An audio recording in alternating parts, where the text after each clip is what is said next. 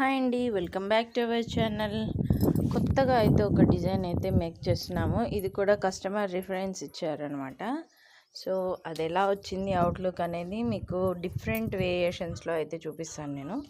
ఇదైతే ఫస్ట్ అయితే నేను ఇలా మొత్తం అల్లేసి పెట్టుకున్నానండి. ఒకటి 15, నెక్స్ట్ 13, 11, 9 అండ్ 3తోని పెట్టేసుకున్నాను అనమాట. ఇప్పుడు మీకు ఎలా దీన్ని జాయిన్ చేయాలి అనేది అయితే చూపిస్తున్నాను నేను. ఇప్పుడు ఒకదాన్ని తీసుకొని ఇలా అల్లేసాను, తీగకి అటాచ్మెంట్ చేసి అల్లుతున్నాను అనమాట. ఇదైతే కటింగ్ దగ్గర మనం ఏంటంటే ఎక్కడ నార్మల్గా ఇట్లా పట్టుకున్నా కూడా కోసుకపోవద్దు, మనకి అలా ఉండాలి. కాబట్టి ప్లేయర్తోని మంచిగా ప్రెస్ అయితే చేసేస్తున్నాను. ప్రెస్ చేసిన తర్వాత మనం ఒక నల్ల పూస అనేది అయితే తీసుకోవాలి. క్రిస్టల్స్ తీసుకున్నాను నేను ఇక్కడ. మీరు నల్ల పూస కానీ ఏ కలర్లో అయినా చేసుకోండి, అది ఒకటి వేసేసుకోండి. వేసేసుకున్న తర్వాత ఇప్పుడు 15 వేసాను కదా, సెకండ్ వచ్చేసి 13 వేస్తున్నాను.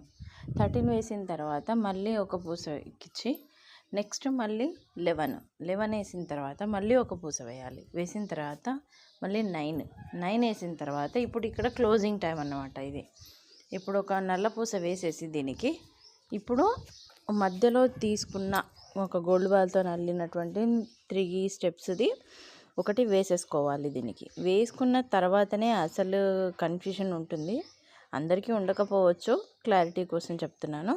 సైజ్ వైజ్ చూసుకొని ఏదైతే చిన్నది ఉంటుందో దాన్ని ఫస్ట్ నుంచి మళ్ళీ రివర్స్లో ఎక్కించుకుంటూ రావాలన్నమాట.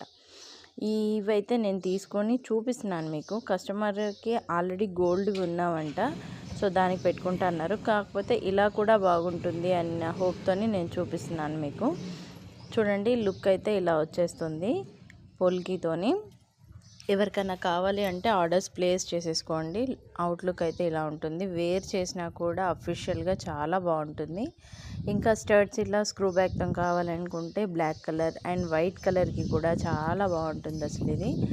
ఓకేనా? నచ్చితే లైక్ చేయండి, షేర్ చేయండి. మీ సపోర్ట్ ఎప్పుడు ఉండేలాగా చూడండి. Okay, thank you. Happy Shivaratri.